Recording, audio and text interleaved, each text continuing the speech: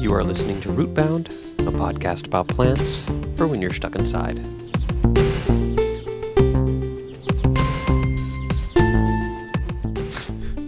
I'm not crying. It's just today's Rootbound sponsor. Onions. Onions. Chop them and weep.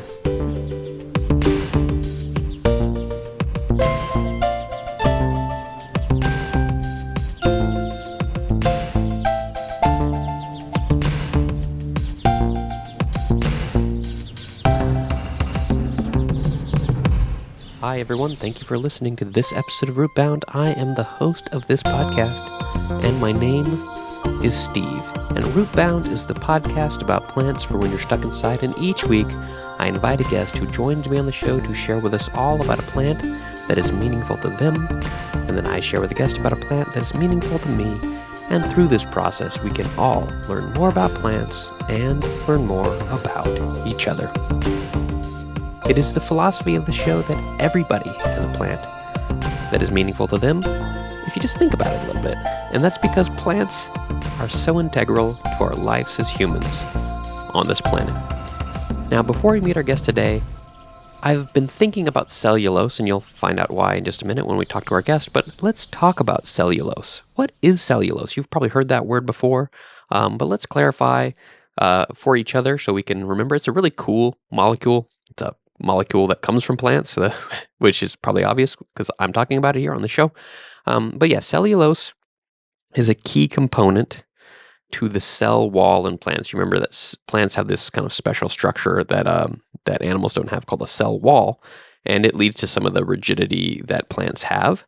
And cellulose is a key component of that. I read in Wikipedia there was an analogy that cellulose is kind of like the rebar. If a plant wall is like made out of, imagine it being made out of like cement, the cellulose is the rebar, whereas lignin, another molecule, is kind of like the cement around it.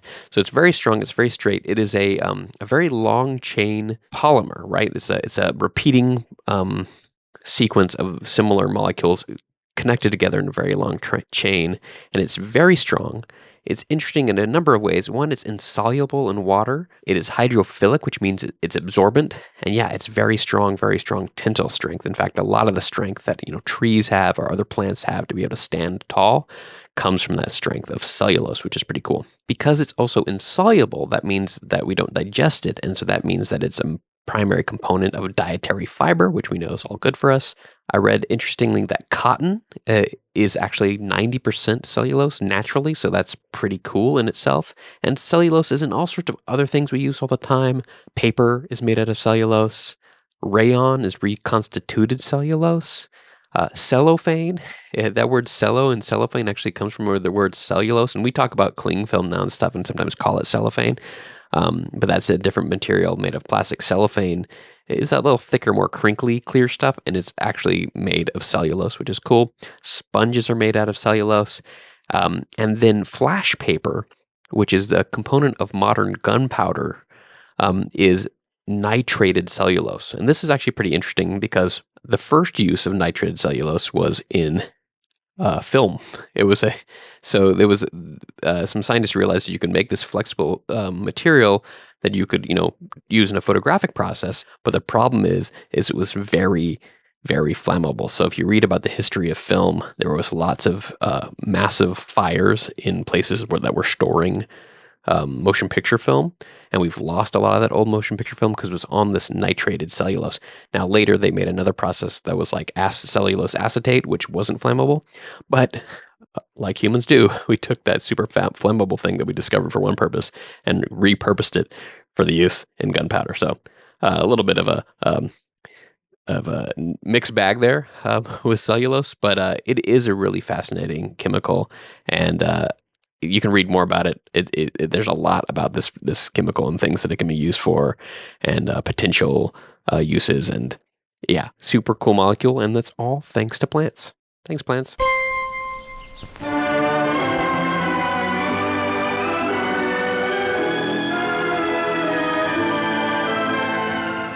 Hello, folks. Wasn't that wonderful? I want to show you a product which, as it turned out, really answered a need. It was the cellulose sponge. Years ago in the natural sponge beds in the sea, disease developed and it looked for a while as if we weren't going to get any more sponges. Research had developed the cellulose sponge and its uses have been expanding ever since. Hi, Jessica. Thank you for joining me on this episode of Rootbound. Hi, yeah, I'm happy to be here. Great to have you. Do you have a plant to share with us today? Yes, today I am very excited to talk to you about the paper mulberry Very shrub cool. bush. This is cool. I am the only thing I know about paper mulberry, and you can correct me if I'm wrong on this, but we had one of the early episodes was about mulberry, and the thing I understand about paper mulberry is it's not actually a mulberry. Yeah, correct. It's Cool. not a mulberry. It has a lot of different names depending on when and where you're talking about it. Awesome. We'll get to that maybe a little later, but first, and I think I have an inkling why of this, but first, why is this plant meaningful to you? Yeah, so I am a paper maker. I started making paper for the past few years, and I kind of got obsessed with the history of it, as well as like the historic connotations of the craft of making your own paper. And paper mulberry is one of the very first, if not the first, fiber used to make paper for hundreds of years. So I have a very strong connection to that. And there's a garden of it in Cleveland at the Morgan Conservatory, which is a big paper making foundation studio space. So I've seen it in person, and it's just very interesting reaction when you're like, this is the plant for paper. Interesting. Okay, yeah, so I did know you were a paper maker, but that whole thing is very interesting to me, like paper making in general. I think the connection of plants and paper is something I think we forget about sometimes, I guess, a little bit. And I think I saw some of your videos and seeing like how hands-on you can be with like these fibers is so cool. So we'll maybe get a little bit more paper making later. I'm sure it's going to come into the history of this plant. Yeah. So let's get into it. What are some? Tell me more about paper mulberry. Actually, don't know what it looks like. I know nothing about it except for some told me it's not a mulberry back in. Yeah, so yeah, we can start off with that. It's not a mulberry. It's a completely different genus. I can't pronounce its name, but it's not even in like the mulberry family at all. Yeah. So it's more often known as kozo. It's the kozo plant or the kudzu tree because it's invasive a lot in the South. Oh. And it has a couple other names because it's also in Polynesian cultures, but I don't quite have those with me. But kozo is the more like proper identification of this plant. How do you spell that? Kozo. Okay, I was going to guess that. So so it's not really a mulberry. It looks like a red mulberry. So it's Okay. just very visually similar. It's got really funky leaves. It looks like a Poseidon trident. It's got like 3 prongs, and then they like hook in the middle instead of it just being like a V shape. They do like a little swirly hook. They're very interesting. I think now I'm picturing it. And so one thing about the mulberry is it has leaves like that, but they also have mulberry has very shaped leaves. It has like 3 different leaf shapes. Is the paper mulberry all the same shape? All the same. Okay, Yeah. that's the one differentiation if out there if you're like trying to just tell whether it's a mulberry or paper mulberry if it Yeah, has all the and same. they're very invasive in sort of all of the eastern, from like Illinois down to Texas, and then kind of all the way across into the South. They were brought over as shade trees, and then just kind of took over. Interesting. Where are they from originally?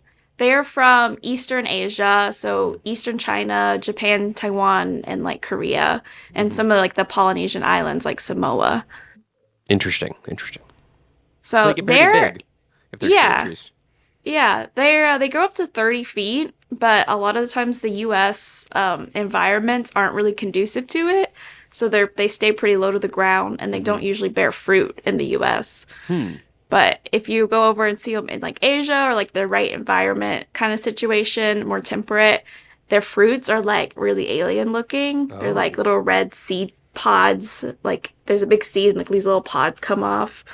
It looks like it's from the movie Avatar. They're very cool. I'm Googling that right now. Cool. Oh yeah, they do look super cool. Oh wow. Yeah, they're they're really like- funky. They're like they remind me of like a plane tree or like sweet gum, but like but kind of wackier. Wacky's a good word. They're Yeah. very wacky. Yeah, that's great. And it sucks. They don't often like get to that stage of development in like US temperatures, so you don't really get to see it. So you just get the leaves with the invasiveness. You don't get the fun little flowers and fruits. Less wackiness here. Yeah. Very interesting. Okay, well let's talk about the paper side of these. Why are they called paper mulberry? You said it a little bit earlier, but let's get into the details of that. Yeah, so quick paper history. Historians have given the year 105 just to give it a year. Okay. In China is when they were first at least making sheets pretty regularly. And like I said, it's an Asian plant, and so they somehow came across this kozo plant that was actually really good for making paper. And so when that came over to the US, they just called it a paper mulberry because it was used in paper making and it looked like a mulberry tree. But in Asia, they would have just called it a kozo shrub or bush. I see. So let's talk a little bit more about that paper making process, because I think about like I know very little bit about it, but I know there's like some plants like papyrus that where you're using actual sheets, but in this case we're talking about like grinding it, or is there some other way that the paper is coming from the paper mulberry? Yeah, that's a perfect example because papyrus is still used from a really long reeded plant, but because you don't blend it together, how like Egyptians made papyrus is they just kind of hit it with a mallet until they all kind of smushed and stuck together. But when paper making first started, they would kind of pick up the paper mulberry, peel back the outer bark, and take just the inner bark, and they would boil it in something kind of like okra. And that like broke it down. Today we use soda ash, which is more readily available. And that breaks down like all like the cellulose fibers. And then back then, the equivalent of a blender, which would just be a lot of hand manipulation of tearing apart those fibers.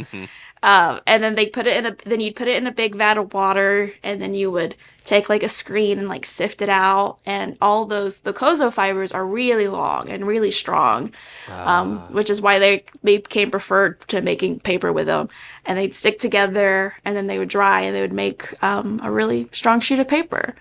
And if you've seen, I found this out recently. I didn't know it was the same paper.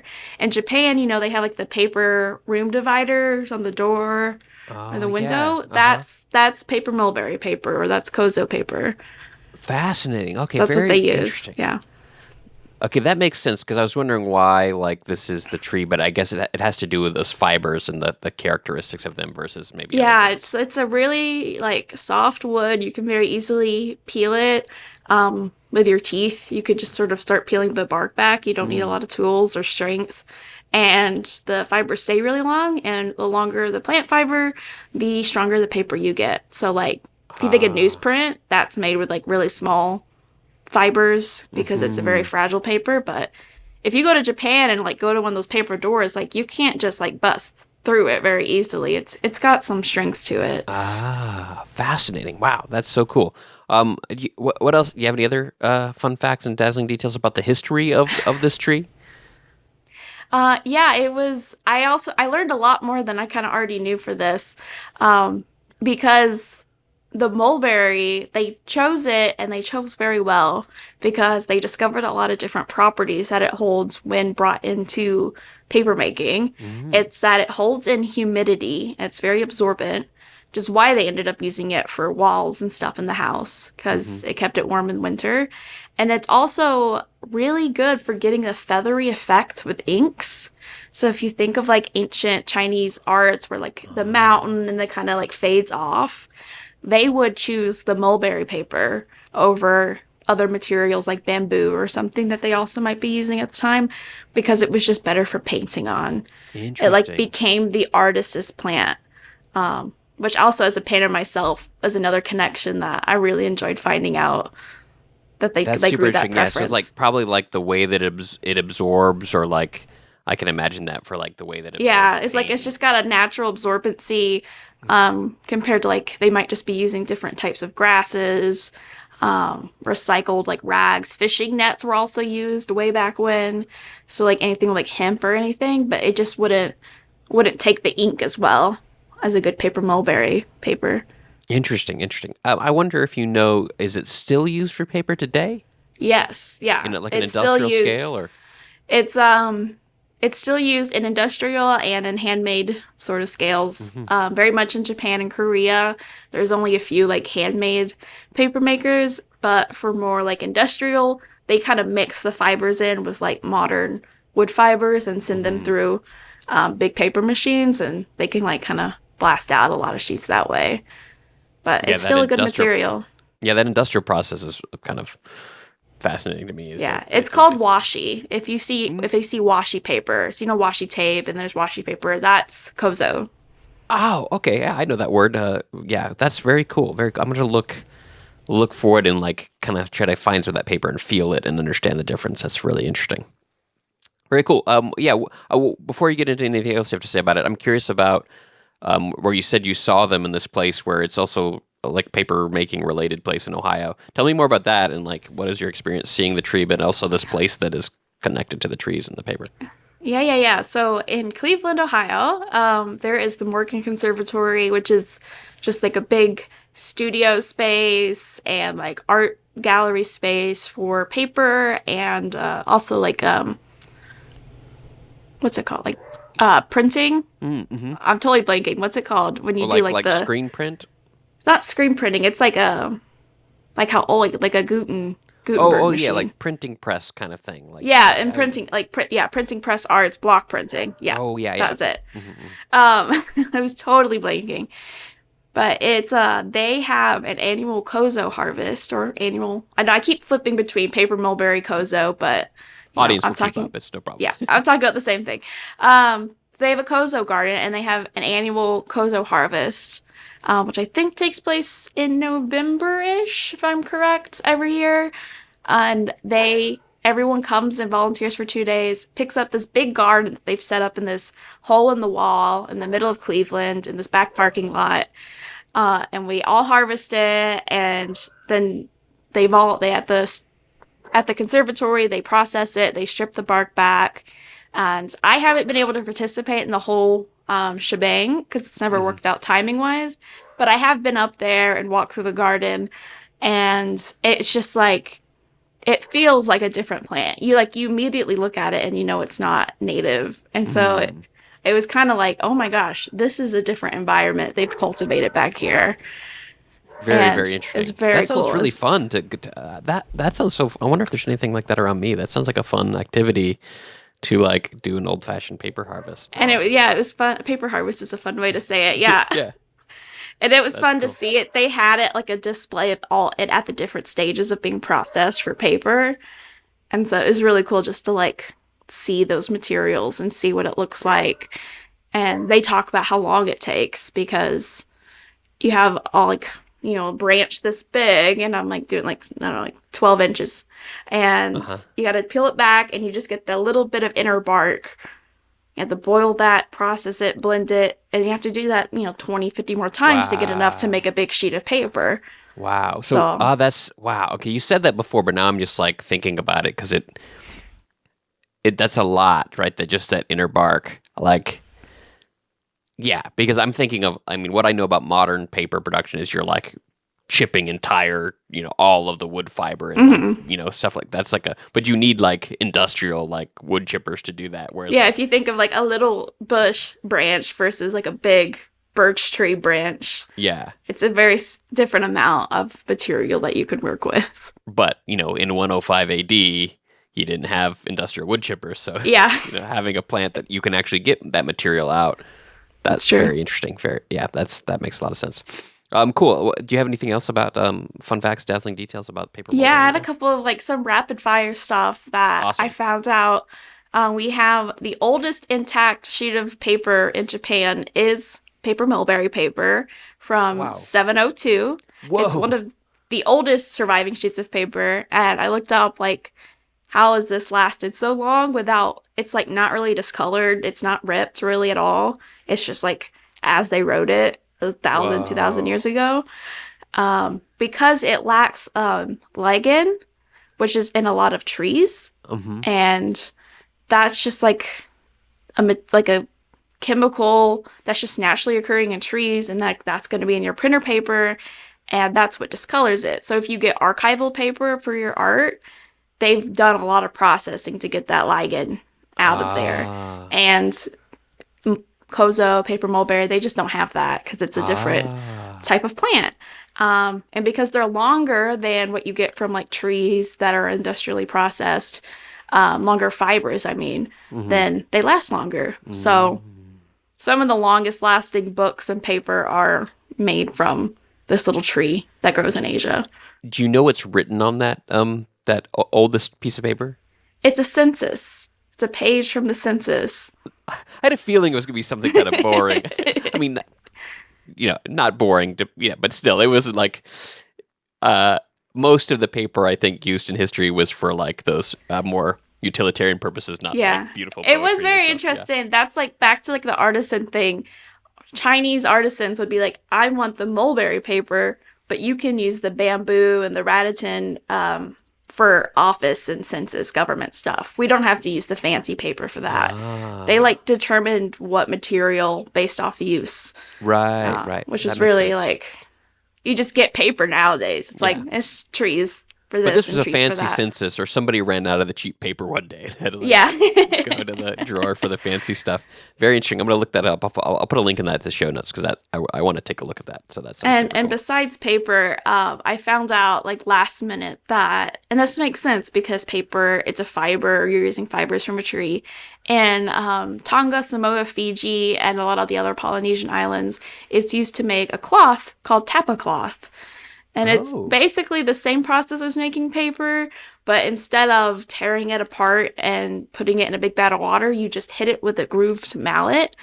And I watched a video this morning, and you take this little strip of bark, and then as they keep hitting it, it gets to like 6, 7, 8 inches wide and however long. And then you just have this beautiful cloth that they just beat out of this tree bark. Whoa. It's just like the cloth is just like thin. They've just thinned it out like dough, and it's amazing what it looks like. You wouldn't think that was a tree, the other day. That's so cool. I'm gonna definitely look that up too. Send me a link to that video. I want to put that in the show notes too. That's and then they to make like a big sheet, they just get this type of glue. I don't know what kind of glue, and just glue all the strips together to make a big sheet that they can make blankets and dresses and what have you out of.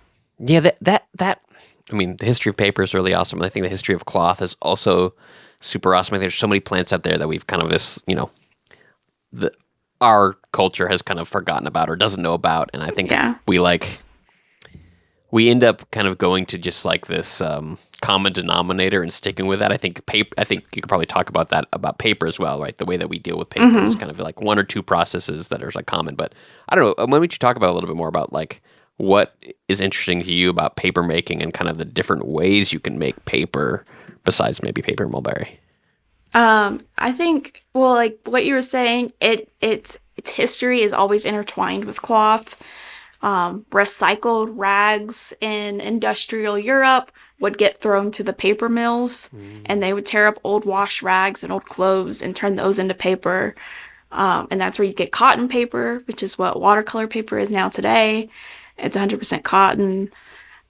So those two industries have always been combined. Like in China, I was just so amazed by what materials, and that's what a lot of that I experiment with in my practice, is what can I put into this vat of water that's going to come out as a sheet of paper that's still usable? Like what's going to process into little strings of fiber?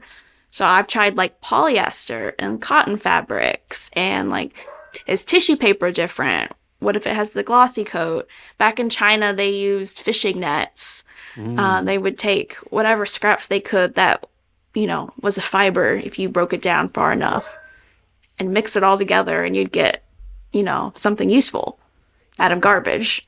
I guess I never thought about it this way, but it makes sense that like, and this is probably not very true today, but I think historically it sounds like paper making was kind of this recycling world as well as it was like a new fiber Absolutely. world. Yeah.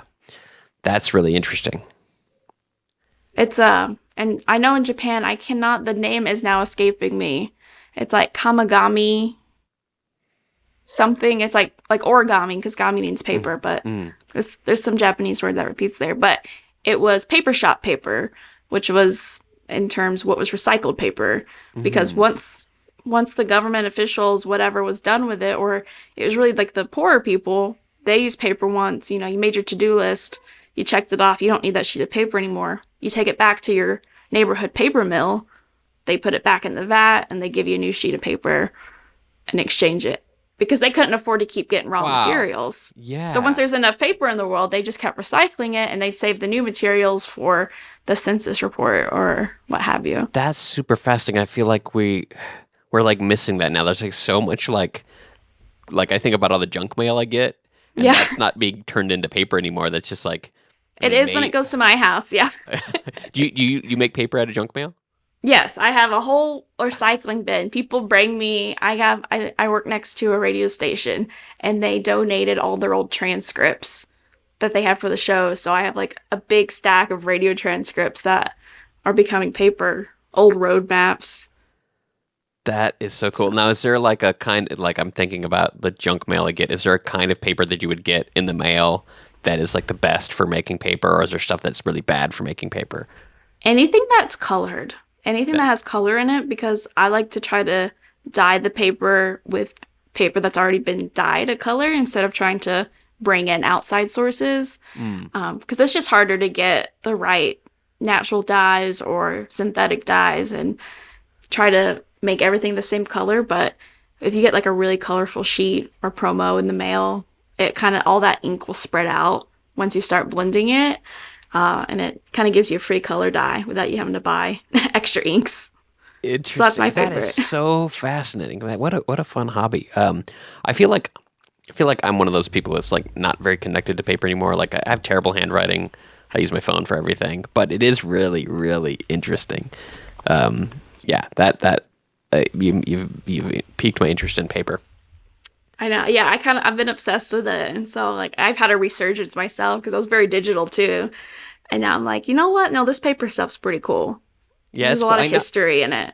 You're just now making me think. I realize that like we made paper in like elementary school. I remember this process now of like taking some kind of other paper, and I remember at the time thinking, why are we blending up paper to make new paper that's like slightly worse paper? Because at the time we probably weren't doing it in recycle, but it makes sense now in this recycling context. And if you have good equipment and good processes, you can probably get a pretty good sheet of paper out too. Mm-hmm. You could definitely make it into better sheets if you really like get the right stuff, get the right mixture down. Yeah, fascinating, so cool. And really, I mean, is there anything else besides water and the fiber? Nope. Wow. Sometimes you might use a sizing, which is something that just lets ink kind of sit on the surface a little bit more. In like ancient Egypt, they used like, I'm going to get this wrong, so paper maker historians don't get mad at me, but they'd get like water and like muddy water and like different like saps and plant saps and kind of coat the papyrus with that. And that just made it kind of smoother and made it more legible. Today, it's some random chemical thing that I use that just makes the ink kind of not bleed out like the Chinese artists want. It's to stop that, and so you can actually write more legibly on it. I see. That makes sense. Very interesting. Okay, we got away from paper mulberry for a second. Did we miss anything about paper mulberry? Yeah, I had one more thing. It is edible. You can eat it. If you find it, you can snack on it. You're okay. Yes, the leaves and the fruit. Not if you see the fruit. Yeah. I was reading, someone said the fruit's just really juicy. It's not a lot of like nutrition, but if you want a little, they don't really keep well, but if you just want to pick it up and have like a little gusher, little plant gusher, you're okay. Very interesting. Do you have? Okay, I'm gonna look that up as well. That's super cool. And yeah, it said the leaves are also often like just boiled and chewed, just eaten off the branch. I read that in like Eastern medicine, it's used as a fever reducer mixed into like a tea. Very interesting. So multiple uses. I wasn't gonna expect that it was edible because of all the other uses, but yeah, that's so cool. So you have paper, cloth, and medicine and snacks.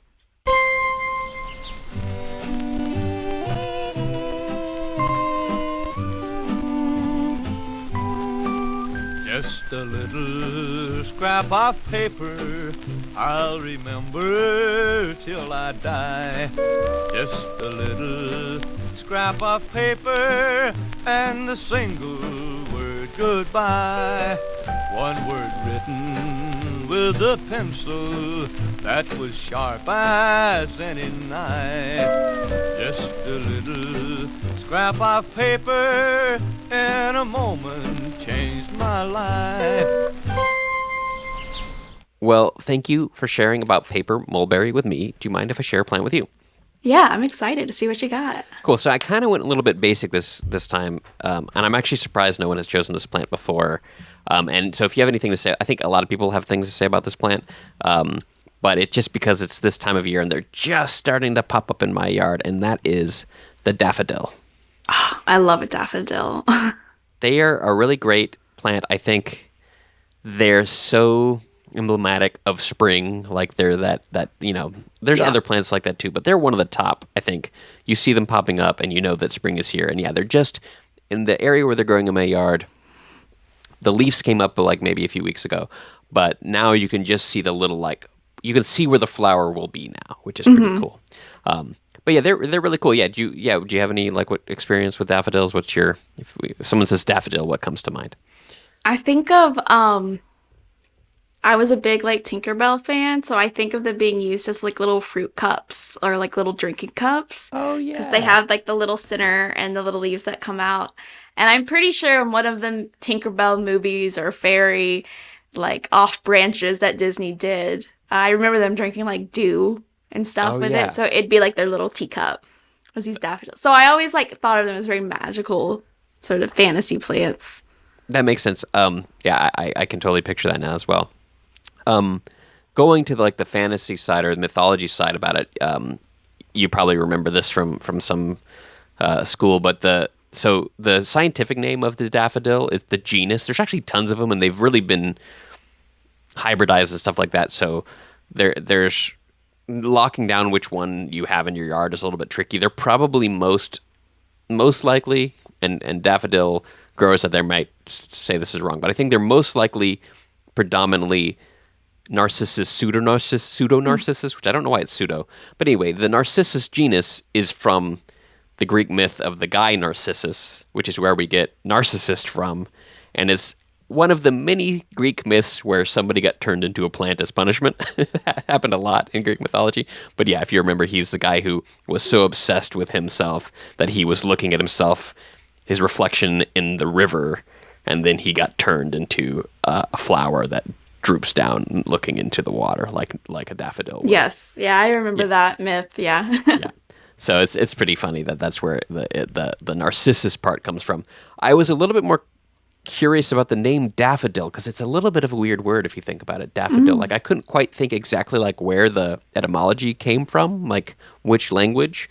And from this is I'm not 100% clear on this. I know at the end it makes sense, but the beginning doesn't. So apparently there is a Greek word, which is asphodelos, and this was referring to a flower that I guess no one's 100% sure what that flower was, but it was probably like a daffodil or in the daffodil family, but no one's exactly sure what it was.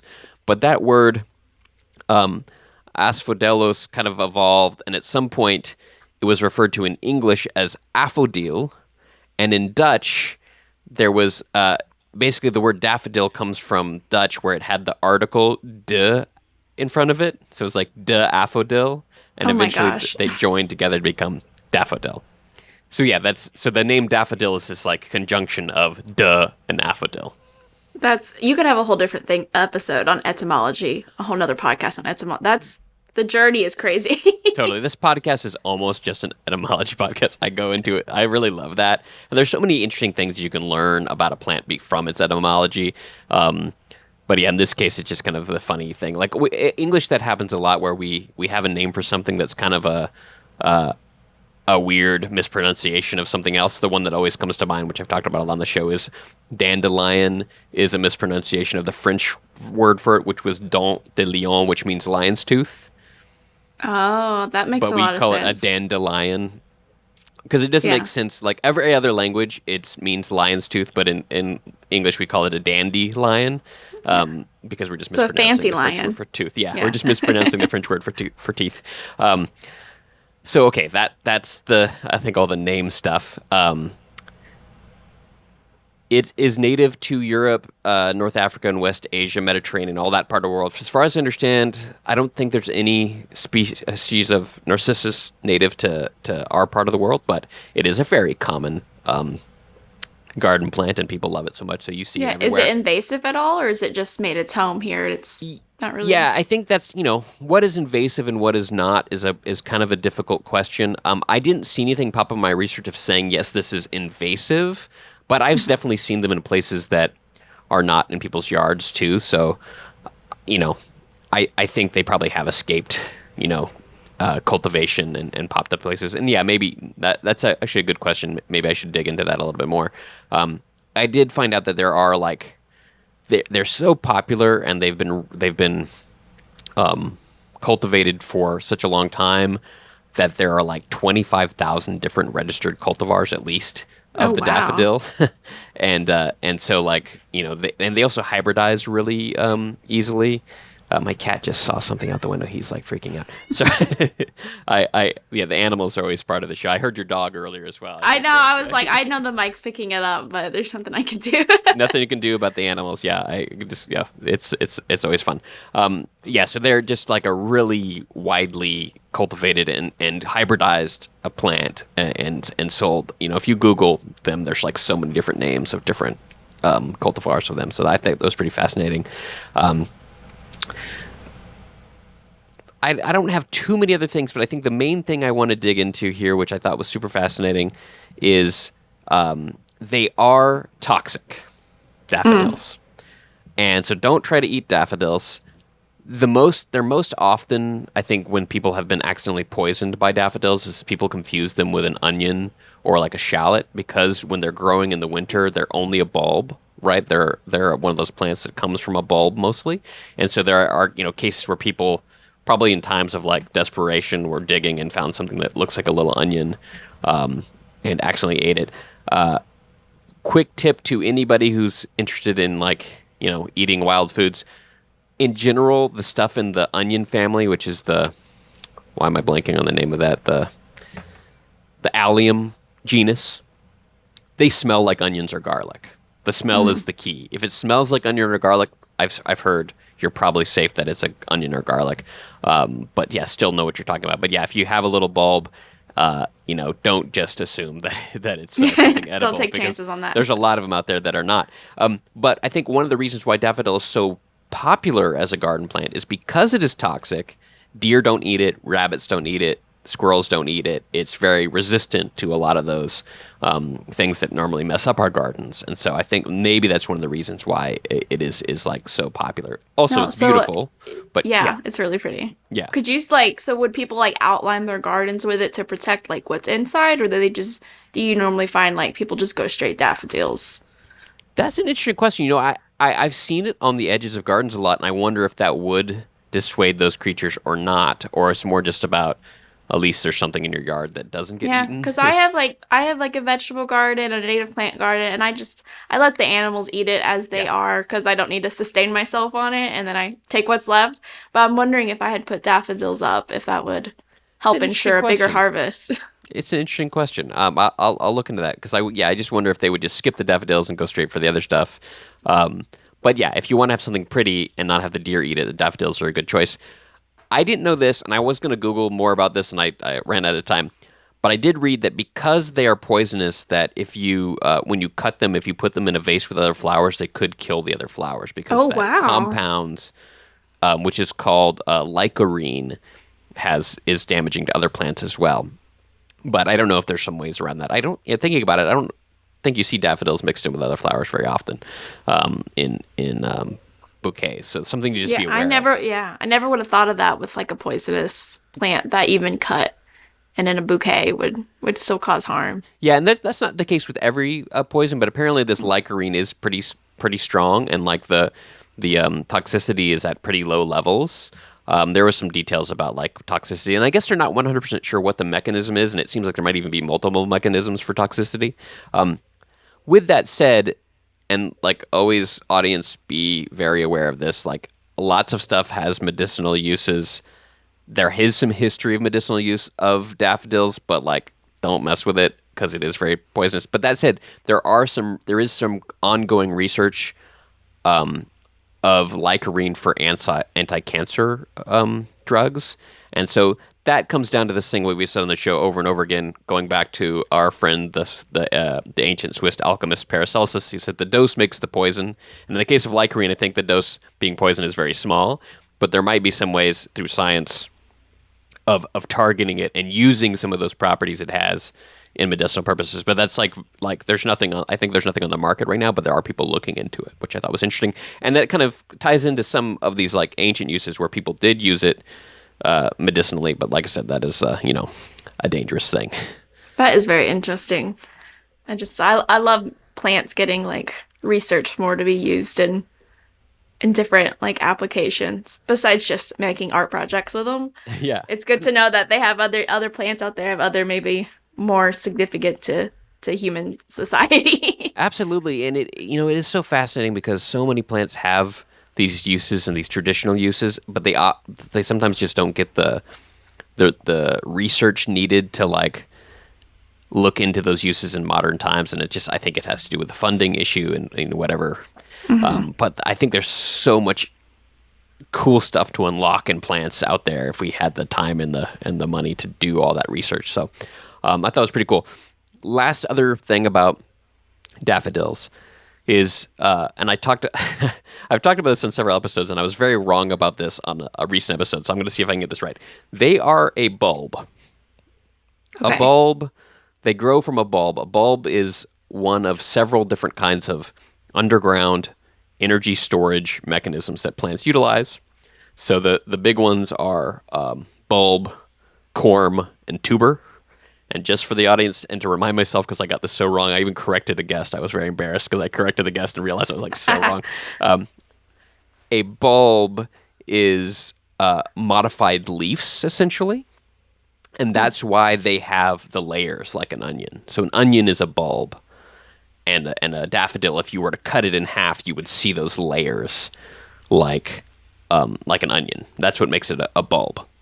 Oh, that's very cool that you can do that. Yeah. So it's basically the way the leaves come up. They're modified in the way, and they stay underground, and they like come up in layers.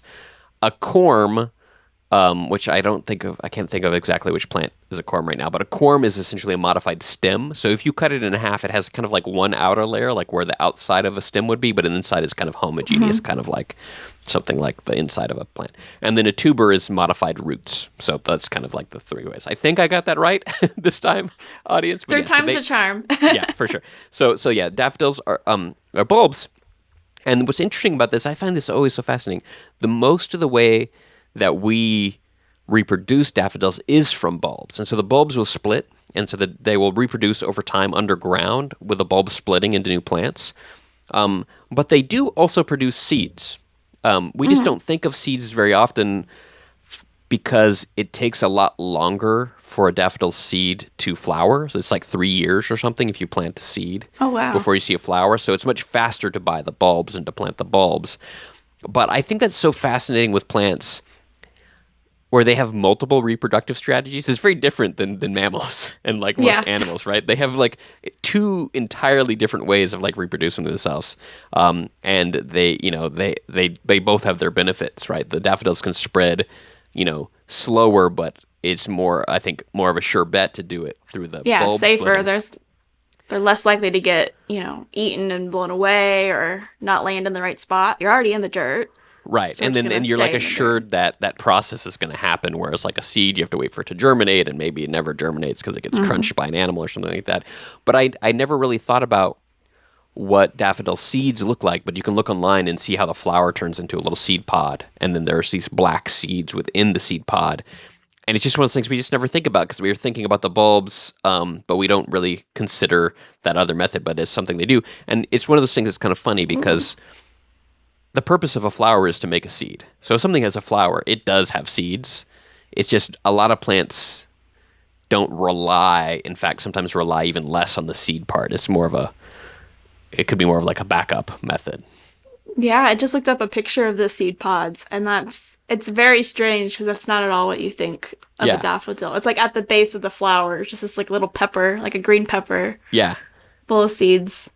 So I have to look this year on my daffodils and just see. I mean, it's possible that the daffodils that I have don't, end up getting properly pollinated, and so maybe sometimes in like, I don't know what the pollinator for daffodils are. So that's an interesting question. But I'm going to take a look last year. Oh, I keep saying I have one last thing, but I do have one last thing, which is daffodils are cool because they bloom really, really early, right? They bloom in the spring. But then the flowers don't last very long, but there's still the green's there.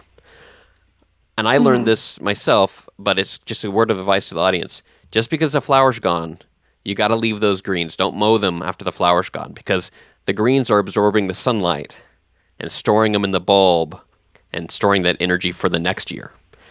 Oh, Right. that's good to know. We have happenstance left the greens one year, but that's good to know. That was what we were supposed to do. Yeah. So once they've yellowed and kind of died back, then you're okay to like mow them or mow them. But yeah, that's part of their life cycle, right? And it's a really cool life cycle, and a lot of plants have that. The greens come up, the flower comes up, the pollination happens, but then the flower goes away, but the greens stay up absorbing that sunlight, and then they store it into the energy in the bulb for the next year. Thank you. What an interesting little flower. Yeah. Well, that's all I have to say about the daffodil. Thanks for joining me, Jessica. It was a lot of fun. Yeah, absolutely. I was happy to talk about paper and learn about the weird reproduction of daffodils.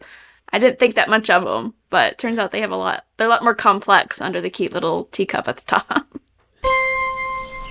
Hot diggity daffodil!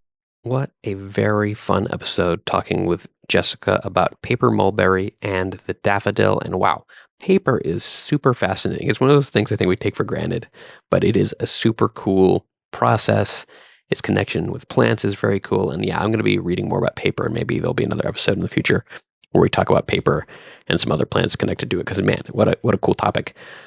Now, before we go, I just wanted to play the audio of a very interesting poem I found about the daffodil, and that poem is by the famous romantic poet William Wordsworth, and it is called I Wandered Lonely as a Cloud. Let's listen, and then the show will be over. I wandered lonely as a cloud that floats on high o'er vales and hills, when all at once I saw a crowd, a host of golden daffodils, beside the lake beneath the trees, fluttering and dancing in the breeze. Continuous as the stars that shine and twinkle on the Milky Way, they stretched in never-ending line along the margin of a bay. 10,000 saw I at a glance, tossing their heads in sprightly dance.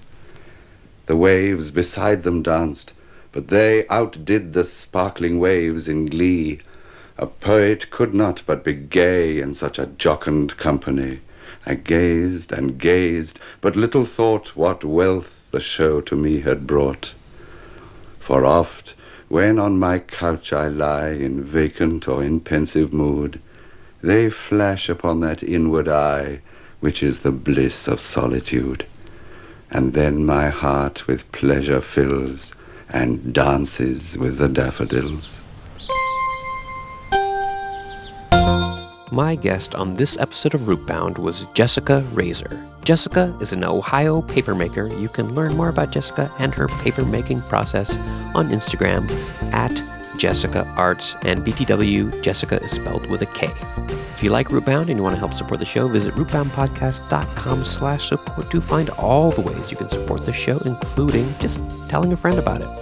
Rootbound is hosted by paper pondering podcaster Steve Ellington. Music by Christian Kriegesgota. Fake ads by David Lonnie. Rootbound is a podcast about plants for when you're stuck inside, but if you can go outside, you could wander lonely as a cloud that floats on high over vales and hills, and all at once you could see a crowd, a host of golden daffodils. You cry. I cry. We all cry for onions.